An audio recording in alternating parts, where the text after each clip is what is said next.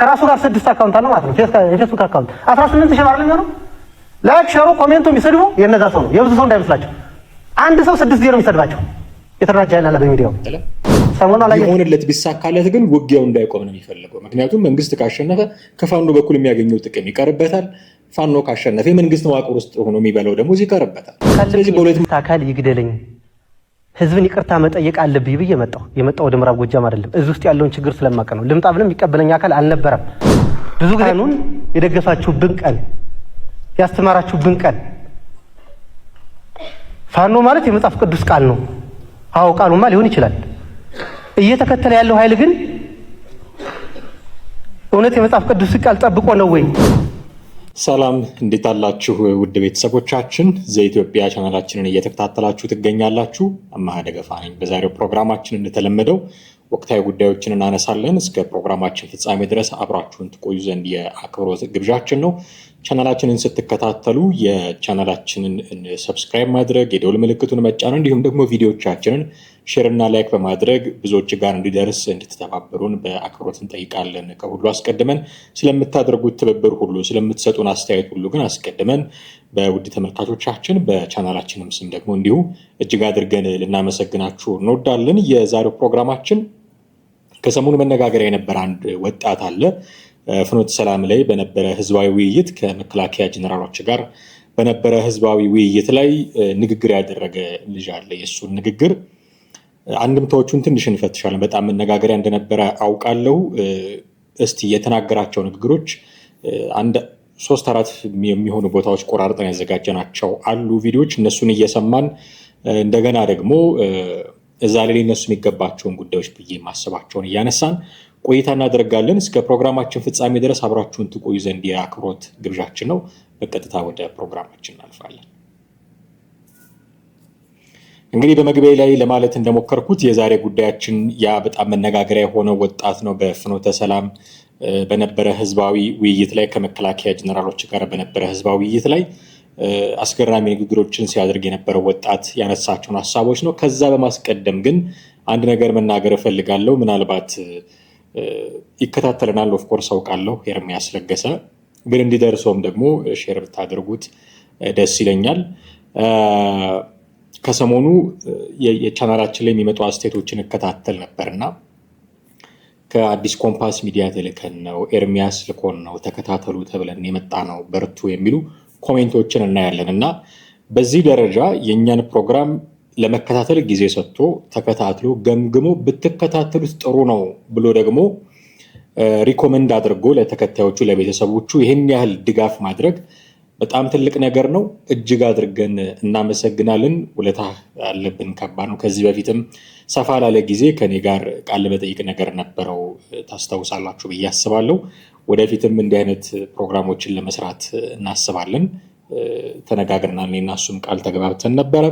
ስለዚህ ይኖረናል፣ እንደዚህ አይነት ፕሮግራሞች ከሱ ጋር ይኖሩናል ብዬ ተስፋ አደርጋለሁ። ወደፊትም በወቅታዊ ጉዳዮች ላይ ያለውን ፖለቲካዊ ልምድ ያለውን የዲያስፖራ እንቅስቃሴ ፖለቲካዊ ልምድ በተለይ ደግሞ የአዲስ አበባ ከተማን አስመልክቶ እንደምታውቁት ስለ ከተማዋ ባለቤት አልባ ከተማ የማንም ያልሆነች የሁሉም አይደለች የሚል መጽሐፍ አለው እንደምታውቁት እና ባለቤት አልባ ከተማ የሚል እና ስለ አዲስ አበባ ከተማም ደግሞ ብዙ ነገር ሊነግረን የሚችለው አዲስ አበባን ፖለቲካ አስመልክቶ ብዙ ሊነግረን የሚችለው ነገር ስላለ መድረካችንን አመቻችተን ከእሱ ጋርም ደግሞ ወደ እናንተ የምንመጣ ይሆናል። ለዛሬው ግን እጅግ በጣም አድርገን እናመሰግናለን ስለምትከታተልን። በውስጥም የሚያደርሰን መልእክቶች አሉ። ይህን እንዲህ ብታስተካክሉት ርዕሶች የተበላሹ ሲያይ ይልክልናል። በጣም ጊዜ ሰጥቶ የሚከታተለን የሚያርመን አስተያየት የሚሰጠን ደግሞ የእሱ ፕሮግራሞች ላይ ትችት ኢቨን የእሱ ሀሳቦች ላይ ትችት ስናቀርብ ኮንስትራክቲቭ የሆነ ትችት ሆኖ እንደሚያገኘው መበረታታት እንዳለበት እና ሪጀክት የሚያደርግ አይደለም። ባጭሩ ሪጀክት የሚያደርግ ሰው አይደለም። ሰው በጣም ዌልካሚንግ ነው። እንደኛ ኒው ካመር ስለሆኑም ሰዎች በጣም ዌልካሚንግ የሆነ አፕሮች ነው ያለው። እጅግ አድርገን እናመሰግናለን ስለ ማስታወቂያውም ስለ ማበረታቻውም። የአንተ ቤተሰቦች መጥተው እኛ ጋር ለሚያደርጉት የትኛውም ነገር እጅግ አድርገን እናመሰግናለን። እንደምትከታተልን እናውቃለን እና ቤተሰቦቹንም አንተንም እጅግ አድርገን በዘኢትዮጵያ ቻናል ቤተሰቦች ስም በመላው የስቱዲዮ ባለሙያዎችም ስም እጅግ አድርገን እናመሰግናለን ለማለት ነው። በቀጥታ ወደ ዛሬው ፕሮግራማችን እናልፋለን። እንግዲህ በመግቢያ ላይ ለማለት ሞክሬያለሁ። እዚህ ፍኖተ ሰላም ላይ የተደረገው የህዝባዊ ውይይት ላይ አንድ ወጣት ልጅ የተናገራቸው ነገሮች አሉ። እስኪ መጀመሪያ አንድ 3-4 ቦታ ቆራርጬ አዘጋጅቼላችኋለሁ ለሀሳብ ለመስጠት ለመለዋወጥ እንዲያመቸን በሚል የመጀመሪያውን ቪዲዮ ሰምተን እንመለስና አንዳንድ ነገሮችን እናነሳለን። አብራችሁን ቆዩ።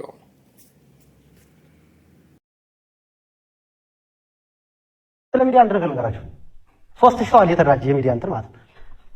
3000 5 ፌክ አካውንት አለው ፌስቡክ ልታውቁት የሚገባ እናንተ መልካም ነገር ስትናገሩ 3000 ሲባዛ በ5 ፌክ አካውንት ከራሱ ጋር 6 አካውንት አለው ማለት ነው። የፌስቡክ አካውንት 18000 ማለት ነው። ላይክ ሸሩ ኮሜንቱ የሚሰድቡ የነዛ ሰው ነው፣ የብዙ ሰው እንዳይመስላችሁ። አንድ ሰው 6 ጊዜ ነው የሚሰድባቸው። የተደራጀ ያለ በሚዲያው ሰሞኑን አላያችሁም እንዴ?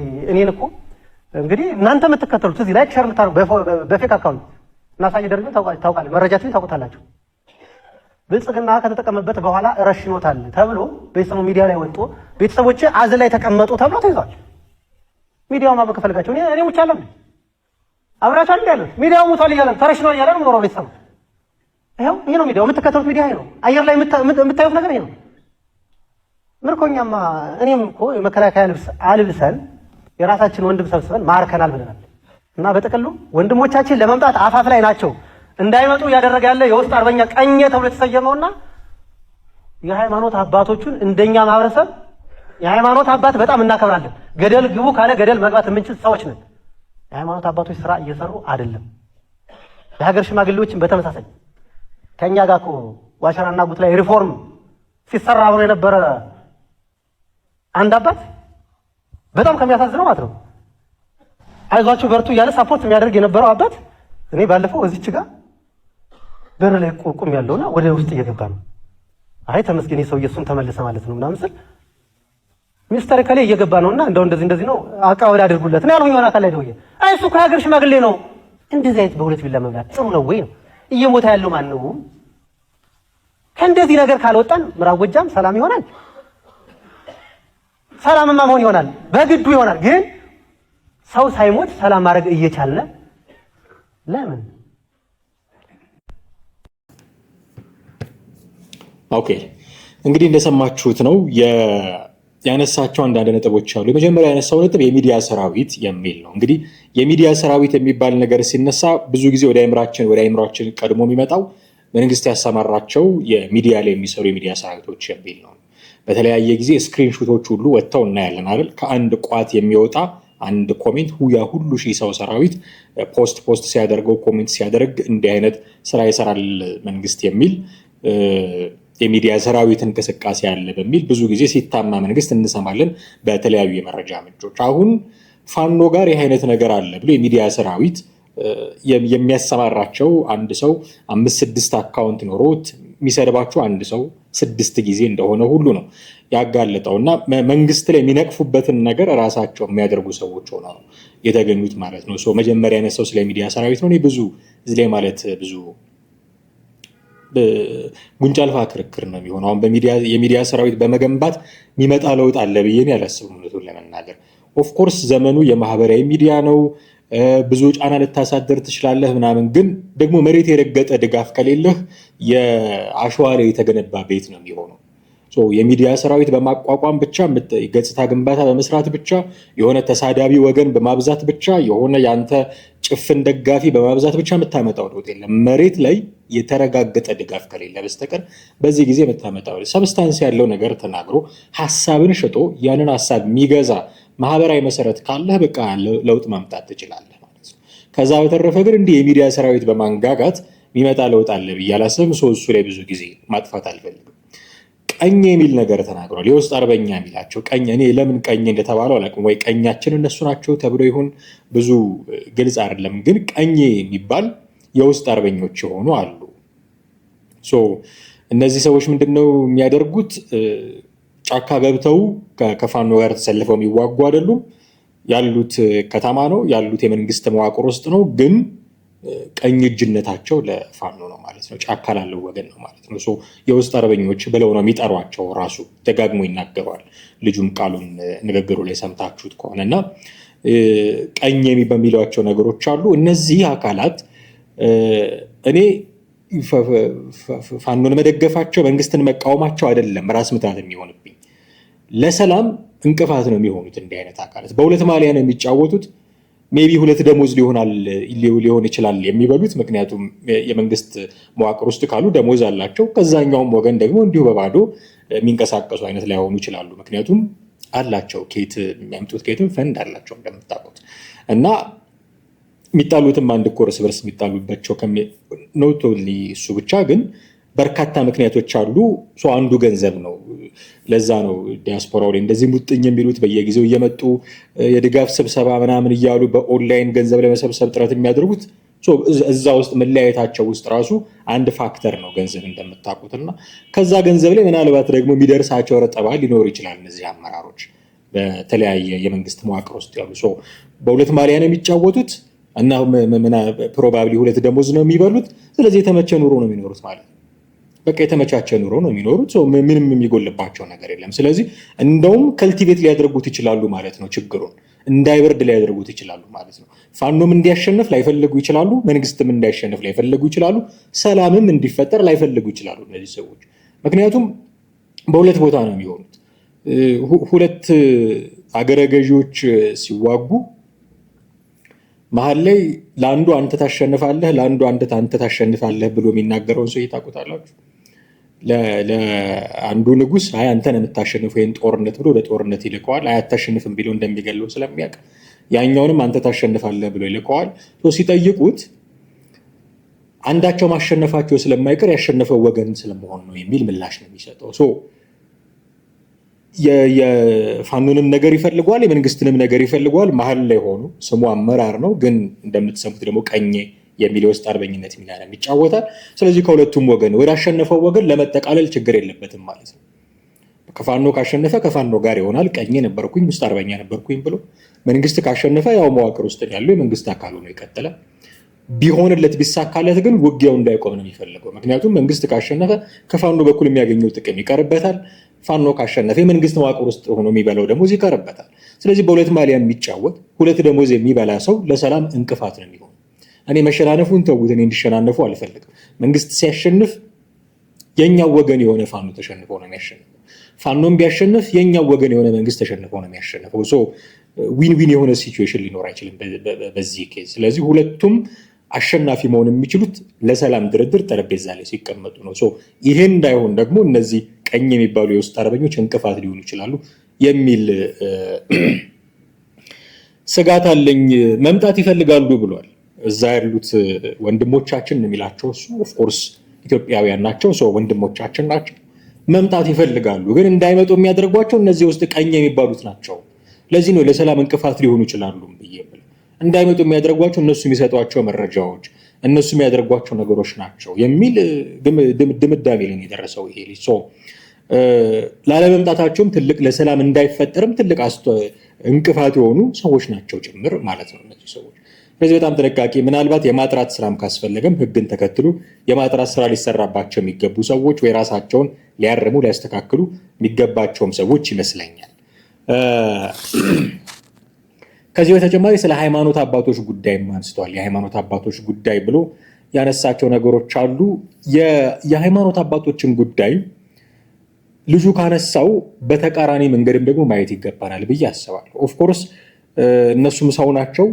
እነሱም የሚደግፉት እነሱም የሚያበረታቱት የሆነ ነገር ሊኖር ይችላል። ግን በጥቅሉ የሃይማኖት አባቶች እንዲህ አድርገዋል ብለን ማለት እንችላለን።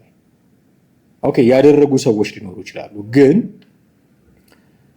ለእናንተ የመንግስት ደጋፊ ናችሁ ተብለው በንብርክክ እንዲሄዱ የተደረጉ የሀገር ሽማግሌ ሆነው የሄዱ ግን ፋኖ በንብርክክ ያስኬዳቸው የሉ። ስለዚህ እነዚህ ዝም በጥቅሉ የሃይማኖት አባቶች እንዲህ ናቸው ብሎ ለመፈረጅ የሚያስችል መሰረት ያለን አልመሰለኝ። የሃይማኖት አባቶች ናቸው፣ ሰዎች ናቸው። የተለያየ አቋም ሊኖራቸው ይችላል። አንዱ ሌላኛው ሊደግፍ ይችላል፣ አንዱ ሌላኛው ሊደግፍ ይችላል። ይሄ ናቹራል ነው።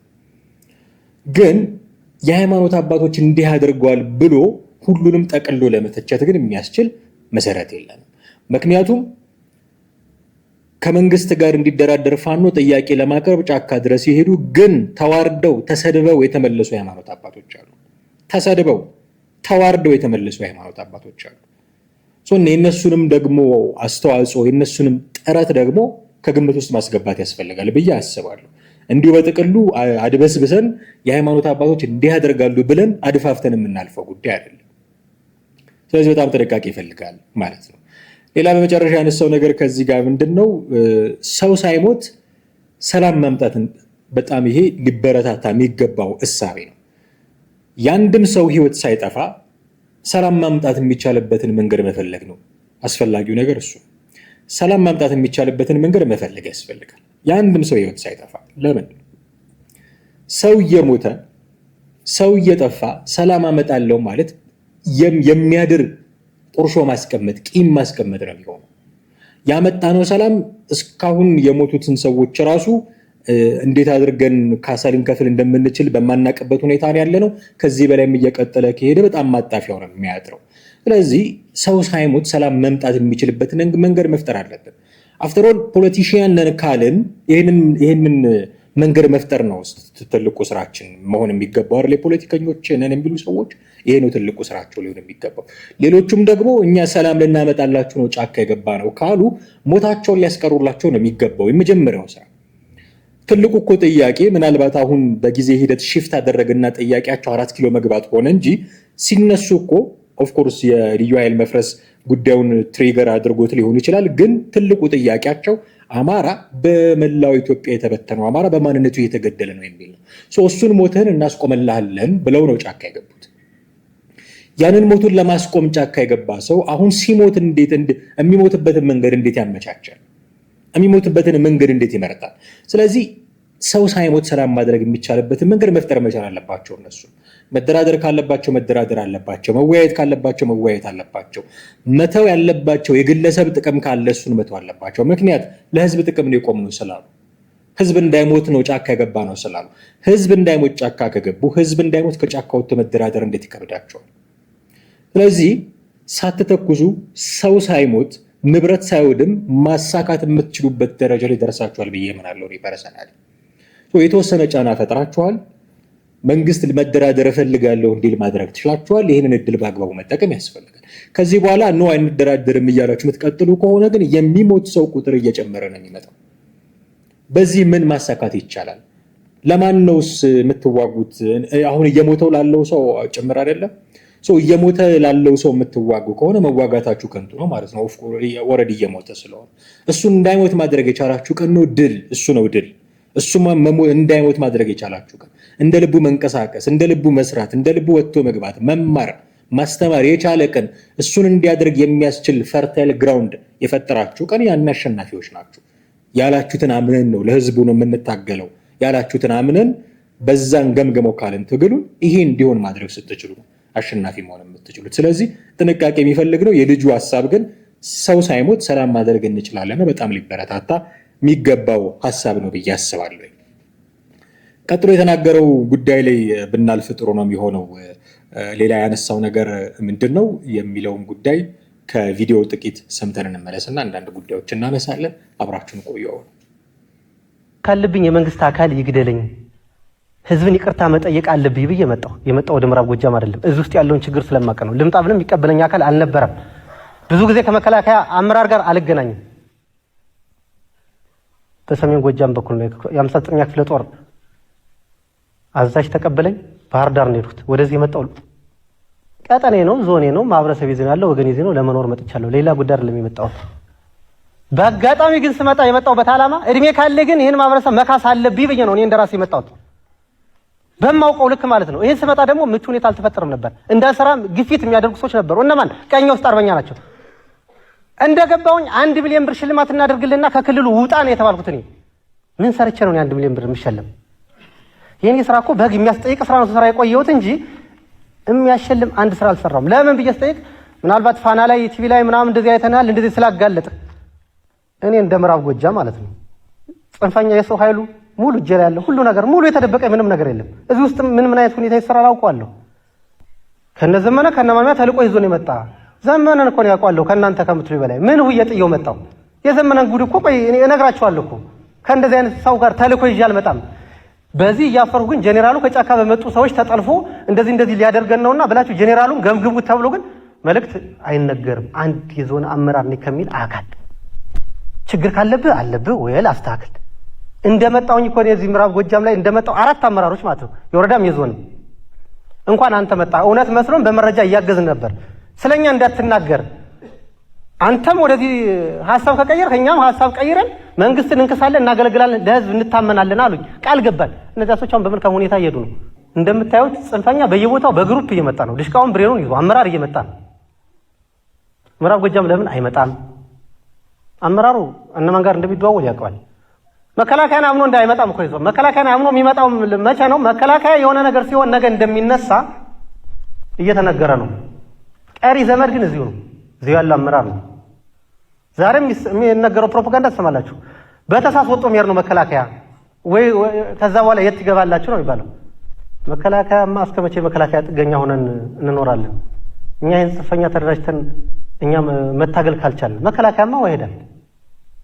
ሁልጊዜ ሌባ ነው እንዴ ተከትሎ በሀገር ችግር የሆነ ችግር ከመጣ መከላከያ እዚህ ይኖራል እንዴ? ይሄዳል እኮ አቅም ግን አለው። ከዚህም ይሁን ከዚያም መስራት ይችላል። በዚህ አምናለሁ። የውስጥ አርበኛ ነኝ ብለህ በመረጃ በተለያየ ነገር የሚደገፈው ይቁም። እኔ አንድ ደስ የሚለኝ እንኳን ገብቻለሁ ነው የምልህ። በመግባት ያልቆጭም አይቼዋለሁ። የሚናፍቀኝ ነገር የለማ አይቼዋለሁ። እናንተ የቀኝ ውስጥ አርበኛ መረጃ የምትሰጡ እኮ ቻሌ ዘመን ይባላል። እናቱን በ3 ጥይት ደብድቦ የገደላት በዚህኛው ክፍል ደግሞ ሲናገር እንደሰማችሁት ይሄ ወንድም 1 ሚሊዮን ብር እንስጥህና ክልሉን ለቀህ ውጣ። ቅድም ይሄ ማነው ቀኝ ነው ምናምን ሲላቸው የነበሩት የውስጥ አርበኞች የሚሉትን ነገር ነው አውጥቶ የተናገረው። 1 ሚሊዮን ብር እንስጥህ ክልሉን ለቀህ ውጣ። ፋኖ ነበረ ነው። ከዛ በኋላ ወጥቶ ነው አሁን ለሰላም እሰራለሁ እያለ እንደዚህ ንግግር የሚያደርገው እና ስወጣ 1 ሚሊዮን ብር ልንስጥህና ክልሉን ለቀህ ውጣ አሉን የሚል ነገር ነው። እንዲህ መተው ሁለቱንም ወገን ያዩትን ሰዎች አነጻጽረው ይሄ ነው ጥሩ የሚሉትን ሰዎች ሐሳብ የሚሰነዝሩትን ሰዎች ከሁሉም በላይ ይሄ ልጅ ሐሳብ ነው እየሰነዘረ ያለው። ታጥቆ ነበረ፣ ትጥቁን ፈቷል። አሁን የታጠቀ ሰው አይደለም። የመከላከያ ውስጥ ገብቶ የሚዋጋ አይደለም፣ ወይ ፋኖ ውስጥ ገብቶ እየተዋጋ ያለ አይደለም። የጀርባ ታሪኩ ነው እሱ። አሁን ምክር ሐሳብ እያቀረበ ያለ ሰው ነው። በዚህ ቲቪ ታይታል እንዲሆናል እየተባለ ነው 1 ሚሊዮን ብር ይሰጠና ከክልሉ ውጣ የሚባለው። ሐሳብ የሚያቀርብን ሰው ለምንድን ነው ከክልልህ የምታስወጣው? ለምንድን ነው ብር የምትሸልመው? ለምንድን ነው እንዲህ የምታደርገው? 1 ሚሊዮን ብር እኮ ሌሎች እጅ የሚሰጡ ሰዎች ወይ ለመንግስት የሚገቡ ሰዎች ቢመጡ የተወሰነ አከፋፍለ መቋቋሚያ ልታደርገው የምትችለው ነገር በምድር በከንቱ የምታባክነው 1 ሚሊዮን ብር። ስለዚህ እነዚህ ቀኝ የሚባሉት የውስጥ አርበኞች የሚባሉት አካላት ቅድም እንዳልነው የሆነ ለሰላም እንቅፋት የሆነ ነገር ውስጥ ነው ያሉት ማለት ነው። እንዲስተካከሉ ማድረቅ ያስፈልጋል። የማይሆን ከሆነ በህግ አግባብ የማጥራት ስራ መሰራት መቻል አለበት።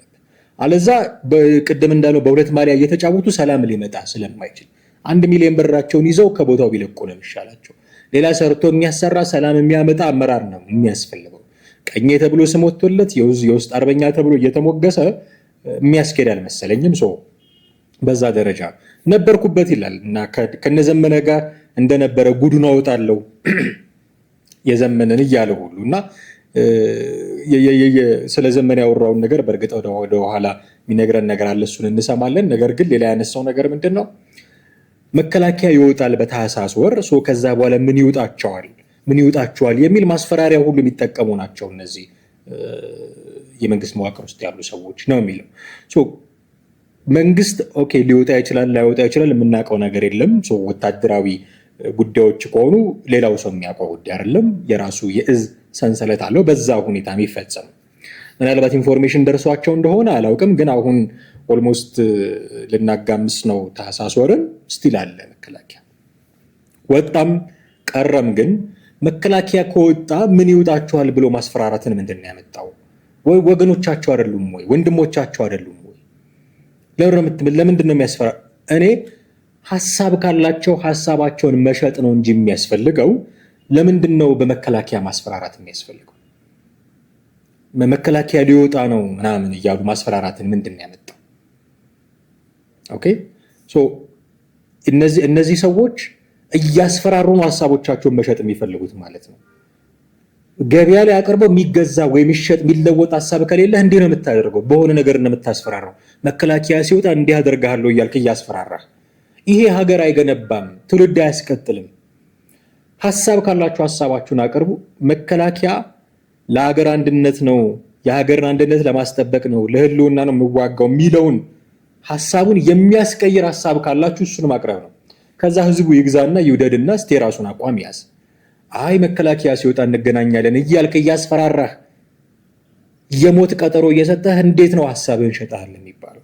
በዚህ ደረጃ መጥራት የሚገባው መዋቅር ውስጥ ያሉ የተሰገሰቡ ሰዎች እንዳሉ የሚያመላክት ነው ብዬ አስባለሁ። ሌላ ያነሳው ነገር ምንድን ነው? ይሄ ልጅ እንኳን ገባው እንኳን አየዋቸው ፋኖ ውስጥ እንኳን ተቀላቀልኩኝ ይላል። አሁን ይሄ የነበረ ሰው ምስክርነት ነው። ፋኖ ውስጥ የነበረ ሰው ምስክርነት ነው። ተዋግቶ ከመከላከያ ተቃራኒ ቆሞ ተዋግቶ ለወጣለት ለተነሳለት ኮዝ ጥይት ተኩሶ መሳሪያ አንግቦ ያየ ሰው ምስክርነት ነው። ሁኔታውን ያየ ሰው በመካከላቸው ይደረግ የነበረውን ነገር ያየ ሰው ምስክርነት ነው ይሄ። ስለዚህ ምንድን ነው እያለ ያለው? እንኳን አየዋቸው እንኳን ኖርኩበት አይቆጨኝም። አሁን ባላያቸው ኖሮ ልክ ይመስሉኝ ነበረ። ለኮዝ የሚታገሉ ይመስለኝ ነበረ። ለህልውናችን ለጥቅማችን የሚታገሉ ይመስለኝ ነበረ። እንኳን አየዋቸው እንደዛ አይደለም እያለ እኮ ነው አይደል? እና አይቆጨኝም፣ በመግባቴ በማየቴ አይቆጨኝም። ምክንያቱም አቋም እንዲዘረርቶኛል። የያዙት አቋም ልክ አይደለም፣ የሚጠቅመን አይደለም፣ ሀገራችንን ማዋረድ ደረጃ ላይ አልደረሰም፣ ክልላችንን እያዋረደ ነው እያለ ነው። ቃል በቃል እንደዚህ ነው የተናገረው። እንኳን አየዋቸው ሲል እዛ ውስጣቸው የነበረ ሰው ምስክርነት እንኳን እንዲህ ነው የሚገለጠው። በዚህ ደረጃ ምን አይነት እንቅስቃሴ ላይ እንዳሉ ልናውቅ ያስፈልጋል ብዬ አስባለሁ። ወደ ሌላኛው ቪዲዮ እንለፍ። ይሄ ወጣት የተናገራቸው ሌሎች ነገሮች ደግሞ አሉ። እስኪ ጥቂቱን ደግሞ ሰምተን እንመለስ። ሰው ገሎ ደፍሮ ዘርፎ የታሰረ 25 ዓመት 22 ዓመት 18 ዓመት በላይ እየተወሰነበት 7 ዓመት እንደ አጋጣሚ ሆኖ ከዘመነ ጋር ታስሮሳል ተገናኝተው ወጣው የዛ አመራር የክፍለ ጦር አመራር ይሆን እስር ቤት ስለተዋወቁ እኮ ነው። 22 ዓመት ተወስኖበት እኮ በአራተኛ ቀኑ ማረሚያ ቤት ተሰብሮ ወጥቷል። ይሄን ሰውዬና ብትለው አይመጣም። ይሄን ነው ልንታገለው የሚገባ ነው። ከዘመነ ካሴ ጋር የታሰረ በሙሉ ማለት ነው ጠይቁ። ክፍለ ጦር አመራር ነው፣ እዛ አመራር ነው። እስር ቤት ስለተዋወቀ እኮ ነው። ሌላ ነገር እኮ የለም። እና ገሎ የታሰረ ሰው ዛሬ ጫካው ነው መግደል እንዴ መስራው? ደፍሮ የታሰረ ሰው መድፈር ነው። ዘርፎ የታሰረ ሰው ዛሬ መዝረፍ ነው። ሳናውቅ ሲነዳ የነበረ ግን የሞት አለ። ሳይገባው ሞተ፣ ሳይገባው አካሉ ጎደለ። እየገባው ደግሞ ሊመጣ ሲል እንቅፋት የምንሆን ሰዎች እንስተካከል። አሁን እንደሰማችሁት የቅድም የዘመነን ጉድ ነግራችኋለሁ የሚል ንግግር ተናግሮ አልነበረም? ጉዱ ይሄ ነው ማለት ነው።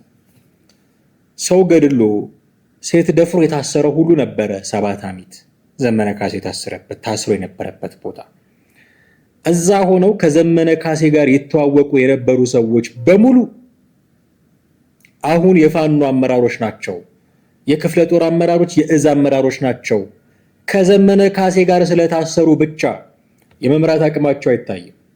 የማደራጀት አቅማቸው አይታይም። ለውጊያ ያላቸው አቅም አይታይም። ፖለቲካሊ ያላቸው አቋም አይታይም። ከዘመነ ካሴ ጋር የታሰረ በሙሉ የእዝ አመራር ሊሆን ይችላል፣ የክፍለ ጦር አመራር ሊሆን ይችላል። ከእስር ቤት ተሰብሮ ነው የወጡት። እስር ቤት ተሰብሮ ነው የወጡት እያለን ያለው ይሄ ልጅ እስር ቤት ተሰብሮ ነው የወጡት። ሰው ገሎ የታሰረ ሰው፣ ሴት ደፍሮ የታሰረ ሰው፣ እስር ቤት ተሰብሮ ያመለጠ የወጣ ሰው ከዘመነ ካሴ ጋር አብሮ በመታሰሩ ብቻ የፋኖ አመራር ሆኗል። ታስሮ የነበረ ሰው ገሎ ታስሮ የነበረ ሰው፣ ሴት ደፍሮ ታስሮ የነበረ ሰው ምን እንዲያደርግ ነው አሁን ኤክስፔክት የምታደርጉት እያለ የታሰረበትን ነገር ነው የሚደግመው። እኔ ያልኩት አይደለም፣ ቃል በቃል ልጁ ሲናገር የሰማችሁት ነው። ያንን ነገር ነው መልሶ የሚያደርገው እና መንግስትን በዘመድ ሰው ይቀጥራል፣ በዘር ሰው ይቀጥራል፣ በጎጥ ስልጣን ይሰጣል ብለው የሚያሙት ሰዎች፣ እንዲህ አይነት ፖለቲካ ትንታኔ የሚሰጡ ሰዎች ስለ አብሯቸው ስለታሰረ ብቻ ሹመት የሚሰጡ ናቸው። እነዚህ ሰዎች ፋኖ ውስጥ ነው እንዲህ ካደረጉ የሚመኙት ነገር ተሳክቶላቸው የመንግስትን ስልጣን ቢይዙ ወንጀለኛውን ሁሉ እያመጡ አመራር ላይ ያደርጉብን ነው ወይ? ወንጀለኛውን ሁሉ እያመጡ ሊሾሙብን ነው ወይ? ከማን ጋር እንደምትወግኑ ለዩ ነው እያለ ያለው ይሄ ልጅ። ለዩ ከማን ጋር እንደምትወግኑ ለዩ እያለ ነው ያለው። እንዲህ አይነት ሁኔታ ውስጥ ነው ያለው። እንቅፋት የምትሆኑ አላችሁ ብሎ ቃል በቃል ሲናገር ሰምታችሁታል። ሲመጡ እንቅፋት የምትሆኑ አላችሁ። እንቅፋት አትሆኑ ለሰላም። ቅድም የጠቀስናቸውን ሰዎች ናቸው ፕሮባብሊ የሚሆኑ ቀኝ የሚባሉት የውስጥ አርበኞች ሲመጡ እንቅፋት እየሆናችሁ ነው። ስለዚህ ጥንቃቄ አድርጉ እያለ ነው። ጥንቃቄ ማድረግ በእርግጥም ያስፈልጋል። በዚህ ደረጃ መነጋገር ያስፈልጋል። ሌላ አንድ የመጨረሻ ቪዲዮ ልጋብዛችሁ። የዚህ ልጅ ንግግር ለዛሬ ያዘጋጀን የመጨረሻ ቪዲዮችን እሱ ይሆናል። እስኪ ጥቂት እንስማውና ደግሞ መውጫ የሚሆኑን ሀሳቦቻችንን እያነሳን እንቀጥላለን ማለት ነው። አብራችሁን ቆዩ። ገራሉ የተባሉ ሰዎች ሽማግሌ ተልኮባቸዋል። ምናልባት ከኔ ፊት የመጣ የለም ስለማልታወቅ ይሆናል። እና እኔ የምናገረው እንደዚህ እንደ ምዕራብ ጎጃም እንደ ሀገር ይህ ጽንፈኛ ከራሴ ጀምሮ የነበርኩበት ነው። እንደ ሀገር ኢትዮጵያን ለማዋረድ ቃል ተቀብሎ አሁን ባለው ሁኔታ ግን ሀገር ማዋረድ ባይችልም ክልላችን ያዋረደበት ሁኔታ ተፈጥሯል። የሚታይ ሀቅ ነው። እንዴት ከተባለ ደጋፊው ማን ነው ከተባለ ምንም መሸፋፈን አያስፈልገውም። እኔ የኦርቶዶክስ ሃይማኖት ተከታይ ነኝ። እኔ ንስሐ አባት አለኝ። የሃይማኖት አባቴን አከብራለሁ። የመጀመሪያው ደጋፊ የሃይማኖት አባት ነው። ሲደግፈን ሲያበረታታን የቆየ እንዴት ከተባለ አንድ ካህን እኮ የንስሐ ልጁን በዚህ ውጊያ ከሞት ንስሐ አያስፈልግም፣ ንስሐ ገብተሃል፣ በዚህ ውጊያ ከሞት አንተ መንግስተ ሰማያትን ትወርሳለህ እየተባለ የሚሰበክበት ሁኔታ ነው ያለ አባሉ። ይህ ሀቅ ነው፣ መታወቅ ያለበት። እንደ ምዕራብ ጎጃም ሀገረ ስብከት የሃይማኖት አባቶች፣ ሀገረ ስብከት ትላልቅ አመራሮች አይዟችሁ በርቱ ብላችሁናል፣ ደግፋችሁናል። እከሌ አልልም እንዲመከሩ ግን ከዚህ ጉዳይ ግን ወደኋላ እንድትመለሱ እንድታስቡበት ለማለት ተፈልጎ ነው። እነማን አሉ ከተባለ ቀኑን የደገፋችሁብን ቀን ያስተማራችሁብን ቀን ፋኖ ማለት የመጽሐፍ ቅዱስ ቃል ነው። አዎ ቃሉማ ሊሆን ይችላል። እየተከተለ ያለው ኃይል ግን እውነት የመጽሐፍ ቅዱስ ቃል ጠብቆ ነው ወይ? ስምማ ኃይለ ሚካኤል የሚባል አለ፣ ሳምሶን የሚባል አለ፣ እስጢፋኖስ የሚባል ጽንፈኛም እኮ አለ። የእነሱን ተግባር ይወክላሉ ነው። የመጽሐፍ ቅዱስ ቃል ነው አይደለም የሚለው አይደለም። ምን እንትን እያለኛል። አይዟችሁ በርቱ ነው። በጣም የሚያሳፍረው ማለት ነው። የሃይማኖት አባት ከሆነ ቦታ ላይ ሲንቀሳቀስ በራሱ ፍቃድ አግቱኝና ገንዘብ ከሀገረ ስብከቱ ይወጣል። ዝም ብዬ በደግፋችሁ እንኳን ተጠያቂ ሆናለሁ፣ የመንግስት አካል ይጠይቀኛል፣ መከላከያ ይጠይቀኛል ተብሎ እኮ አንድ የሃይማኖት አባት ሆን ብሎ እስረኛ መስሎ እኮ 800 ሺህ ብር እኮ ለጽንፈኛው ሰጥቶ ይወጣ የሃይማኖት አባት ያለበት ማን ነው? ምዕራብ ጎጃም ሀገረ ስብከት ነው። እንደሰማችሁት እንግዲህ በድጋሚ የሃይማኖት አባቶችን ጉዳይ አንስቷል ወንድማችን። የሃይማኖት አባቶች ጉዳይ አሁን ስፔሲፊካሊ ከኦርቶዶክስ አባቶች ጋር አገናኝቶታል ነገሩን። አንድ ነገር ተናግሯል። እኔ ኦርቶዶክስ ነኝ፣ የንስሐ አባት አለኝ፣ ገደል ግቡ ቢሉኝ ይገባሉ። ኖ ገደል ግቡ ቢሉ መግባት የለብን። በመጀመሪያ ደረጃ ሰዎች ናቸው፣ ሊሳሳቱ ይችላሉ። የምትከተላቸው የሃይማኖቱ ህግጋትና ስርዓት በፈቀደው ልክ ነው ልትከተላቸው። ገደል ግባ ቢሉ ልትገባ አትችልም።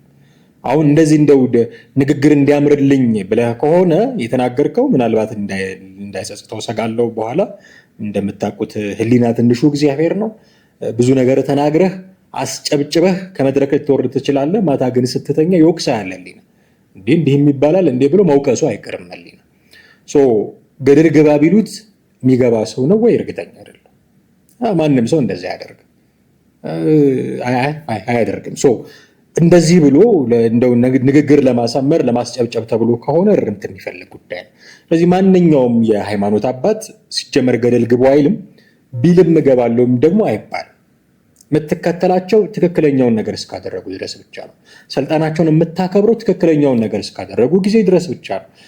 ከሚታወቀው በጣም በግልጽ ከሚታወቀው የሃይማኖት ህግጋት ውጪ መንቀሳቀስ በጀመሩ ጊዜ መከተልህን ታቆማለህ።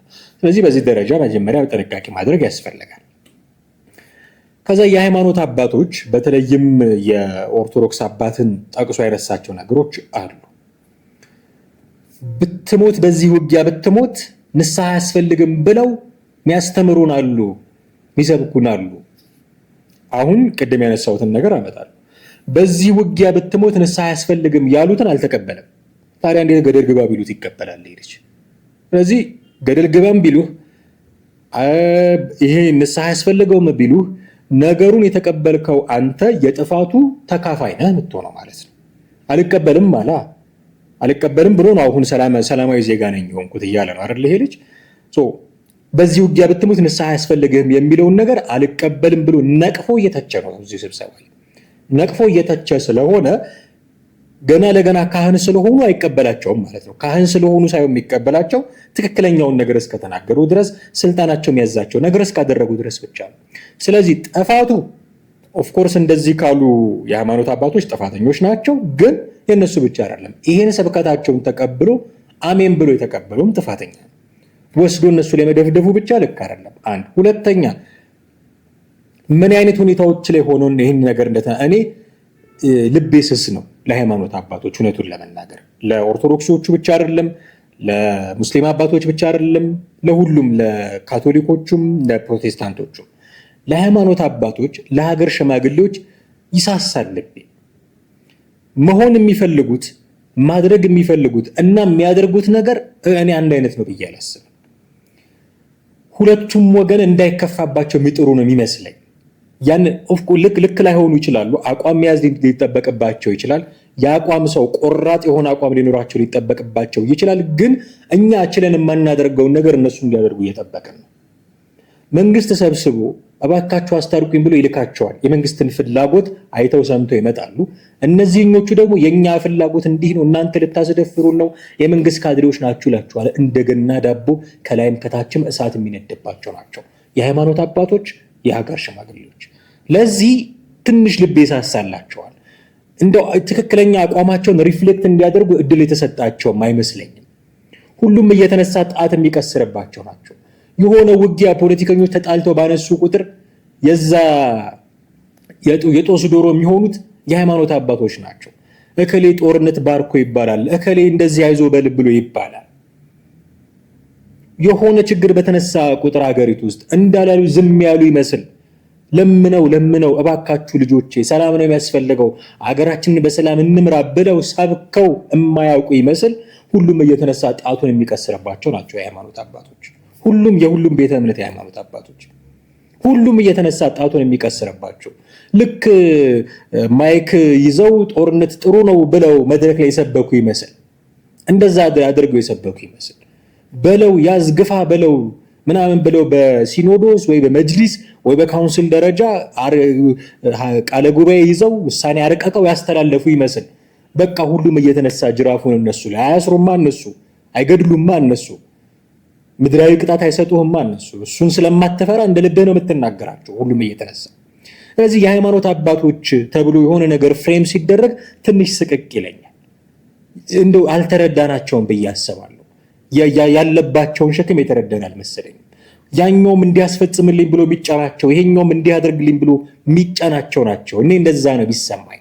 አሮን ነው እናንተ እንዴት እንደሚሰማችሁ ልታካፍሉን ትችላላችሁ ሐሳቦቻችሁን። ግን የሃይማኖት አባቶች ሲባል ትንሽ እንደው የሚራራ የሆነ ሮም ለመስጠት እወዳለሁ። ብዙ ጊዜ የሃይማኖት አባቶች እንደዚህ አድርገው ሲባል ውስጣቸው ያለው ጭንቅ ነው አይኔ ላይ የሚመጣው። ምክንያቱም እነዚህ ሰዎች የሞራል ግዴታ አለባቸው። የሥነ ምግባር መምህራን ናቸው ተብሎ ስለሚጠበቅ አንድ የሃይማኖት ግዴታ አለባቸው ልጆቻቸው ከእንዲህ አይነት ድርጊት እንዲቆጠቡ የማድረግ። ደግሞ መንግስት የጣለባቸው ኃላፊነት አለ። እናንተ እያላችሁ ሰላም እንድታመጡ የሚጠበቅ መስቀል የጨበጣችሁ ቆብ የደፋችሁ ሼኪዎች፣ ቄሶች አላችሁ፣ ፓስተሮች እየተባለ መንግስት ትልቅ ጫና ነው የሚያደርግባችሁ።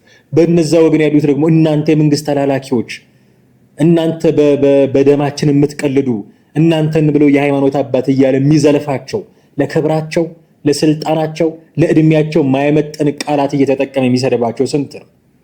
በዚህ ሁሉ ጫና ውስጥ ሆኖ ነው ያሉትና ያሳዝኑኛል። በጣም ነው የሚያሳዝኑ።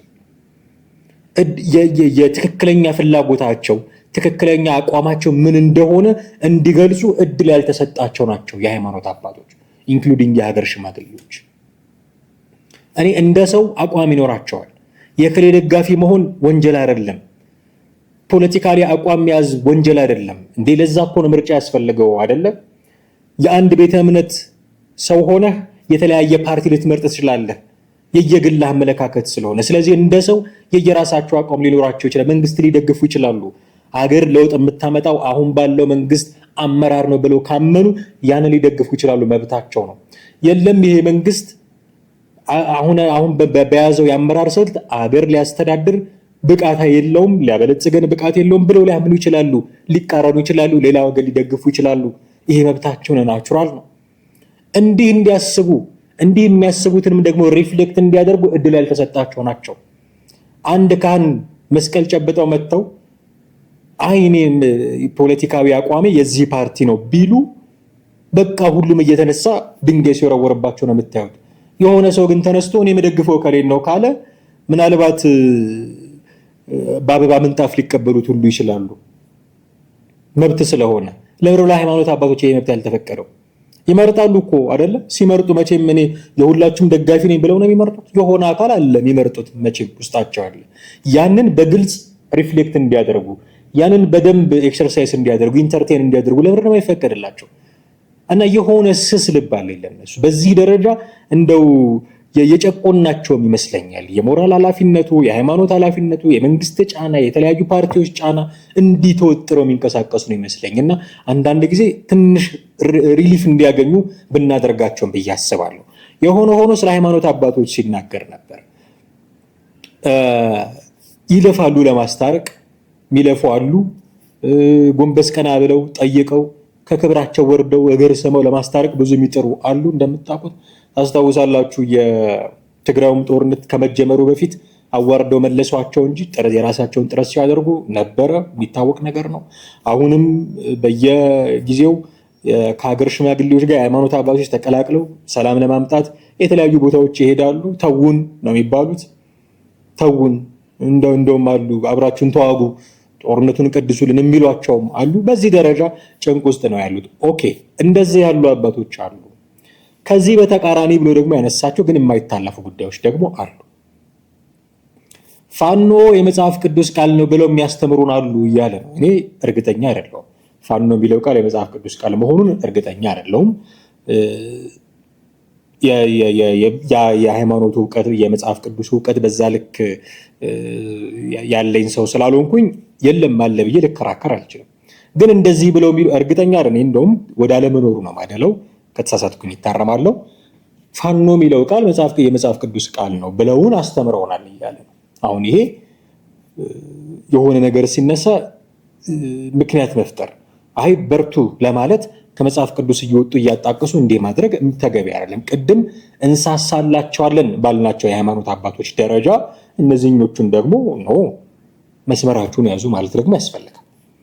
ለሁሉም ነገር የመጽሐፍ ቅዱስ ጥቅስ እየጠቀሱ ለጦርነቱም ለሌብነቱም የሚሆን አይደለም። ጥንቃቄ ማድረግ ያስፈልጋል። ከዛ ውጭ በራሳቸው ፈቃድ የሚታገቱ የሃይማኖት አባቶች አሉ እያለ ነው። እሱን አሁንም ኮት አድርጌ የምናገረው በራሳቸው ፈቃድ የሚታገቱ በራሳቸው ፈቃድ የሚታገቱ ማለት ገንዘብ ለእናንተ ለማምጣት በግልጽ ደጋፊ ነህ ያስብለኛል። ስለዚህ አግቱኝ፣ እኔ ስታገት ገንዘብ አምጥተው እኔን ለማስለቀቅ ይሰጧቸዋል። ይሄ በራሱ ፈቃድ ራሱን ያገተ ሰው ነው ማለት ነው። እንዲህ የሚያደርጉ የሃይማኖት አባቶች አሉ እያለ ነው። እንዲህ የሚያደርጉ የሃይማኖት አባቶች ካሉ ትልቅ ስህተት ነው። ይሄ ሊታረም የሚገባው ጉዳይ ነው። እንወቅሳለን እኮ ለምሳሌ ከዚህ በፊት በሰራናቸው ፕሮግራሞች የፋኖ ሰዎች ቤተክርስቲያን ሄደው ከካህኑ ማይክ ቀምተው እዛ ሊሰብክ ሊጸልይ ራሱን ሊያረጋጋ ከጭንቀት ራሱን ሊያሳርፍ የተሰበሰበውን ምዕመን ሌላ ፖለቲካ ሲያጠጡት ብዙ ጊዜ አይተናል። በአንድ እጃቸው ማይክ በሌላ እጃቸው መሳሪያ ትከሻቸው ላይ አድርገው ሲያወሩ የነበሩ ብዙ አሉ እና ተው፣ የሃይማኖት ቦታዎችን ተው። አሁን በዚህ ምክንያት እናንተ እዛ ታይታችሁ ቤተክርስቲያኑ ላይ ጥቃት ቢደርስ ማነው ጥፋተኛ ልትሉ ነው? ኦፍኮርስ የሃይማኖት ተቋማት ከጦርነት ቀጠና ውጪ ነው መሆን ያለባቸው፣ ከሌላ ሊደረግላቸው ይገባል። ይህንን ግን እንደ ድክመት ተጠቅማችሁ እዛ ገብታችሁ መንግስት የሆነ ጥቃት ሲያደርስ ቤተክርስቲያኑ ወይ መስጊዱ አንዳች ነገር ቢሆን ጥፋተኛ ማን ነው የሚባለው የሚል ብዙ ነገር ስናነሳ ነበር። እነሱ እንዲተዉ እንደተባሉ የሃይማኖት አባቶችን በዚህ ደረጃ ስንት 800 ሺህ ብር ነው ምናምን እንዲሰጡ አድርጓል። በገዛ ፈቃዳቸው ታግተው እያለ ነው ልጁ። በዚህ ደረጃ እንደው ሰላም ለማምጣት እንዲሰሩ ከሚጠበቅባቸው ወገኖች በዚህ ደረጃ እንዲህ አይነት ጉዳዮች ስናይ ደግሞ ትንሽ ደግሞ ቅር ይለናል። ቅድም የሰጠናችሁን አይነት እንደው የሆነ ሩም ያክል እዚህ ደግሞ እንድንወቃቀስ ያደርገናል ብዬ አስባለሁ። ሪሊ አድርገውት ከሆነ ማለት ነው። ያው እሱን እየጠቀስን ስለሆነ የምናወራው ሪሊ አድርገውት ከሆነ ፋኖ የመጽሐፍ ቅዱስ ቃል ነው እያሉ ጦርነትን ለማበረታታት የሚሰብኩ ከሆነ በዚህ ውጊያ ብትሞቱ ንስሐ ያስፈልጋችሁም ንስሐ ኦልሬዲ ቅዱስ ጦርነት አስመስለው የሚናገሩ ከሆነ ልክ አይደለም። ራሳቸውን በበጎ ፈቃዳቸው አሳግቶ 800 ሺህ ብር እንዲገባ ጥረት የሚያደርጉም ከሆነ ልክ አይደለም። ስለዚህ በትክክለኛው መንገድ መመላለስ ያስፈልጋል። አቋም ሊኖራችሁ ይችላል፣ ግን ጦርነትን የሚያስፋፋ አቋም ደግሞ የሚጠበቅ አይደለም ከሃይማኖት አባቶች። አቋሞቻችሁ ሰላማዊ እንዲሆን እንጠብቃለን። በዛ ደረጃ እንድትንቀሳቀሱ እንጠብቃለን። እዚህ ውይይት ላይ በርካታ ነገሮች ሌሎችም ሰዎች የተናገሯቸው በርካታ ነገሮች አሉ። ምናልባት ከሌሎች ባልደረቦች ጋር እንመለስበት ይሆናል። ሌሎችን ንግግሮች የሌሎችን ሰዎች የዚህ ወንድማችንም ንግግር ከሌሎች ባልደረቦች ጋር ሆነን የምንመለስበት ይሆናል ብዬ ተስፋ አደርጋለሁ። ከኔ ጋር ግን እነዚህ ጉዳዮች ላይ ካወራን ካነሳን በዚህ ልክ ይበቃናል ብዬ አስባለሁ። ውድ ቤተሰቦቻችን አብራችሁን ስለነበራችሁ ስለተከታተላችሁን ደግሞ ስለምትከታተሉንም ጭምር እጅግ አድርገን እናመሰግናችኋለን። አምባሃ ደገፋ ነበርኩኝ። የዛሬው ፕሮግራማችንን እዚህ ላይ እናበቃለን። የትኛውም አይነት ሀሳብና አስተያየት ሲኖራችሁ በስልክ መስመራችን በቀጥታ በመደወል ልታገኙ ትችላላችሁ። የሀሳብ መስጫ ሳጥን ላይም ደግሞ እንዲሁ ልታሰፍሩልን ትችላላችሁ። ወደፊት ለሚኖሩን ፕሮግራሞች የእናንተ ሀሳቦች ድጋፍ ይሆኑናል፣ አቅጣጫ ያሳዩናል። የእናንተ ሀሳብ የእኛም ሀሳብ ተጨምሮ በዚህ አይነት ተዋጽኦ የተሻለ ሀሳብ የነጠረ ሀሳብ ለማምጣት ይረዳናል ብዬ አስባለሁ። መከታተላችሁን ሀሳብ መስጠታችሁን አትዘንጉ። ቻናላችንን ሰብስክራይብ አድርጉ፣ የደወል ምልክቱን ተጫኑ። ይህን መሰል ቪዲዮዎች ደግሞ ሼር እና ላይክ በማድረግ ለወዳጆቻችሁ አጋሩ። በመግቢያችን ላይ እንዳልነው ከኤርሚያስ ለገሰ ተልከን መተን ነው የእናንተን ፕሮግራሞች የምንከታተለው። በርቱ ያላችሁንንም እናንተን የላካችሁን ኤርሚያስ ለገሰንም እጅግ አድርገን በድጋሚ እናመሰግናለን። ይህን መልእክት ለማስተላለፍ እንወዳለን። በጣም አድርጌ ያመሰግናለሁ። ጤና ይስጥልኝ።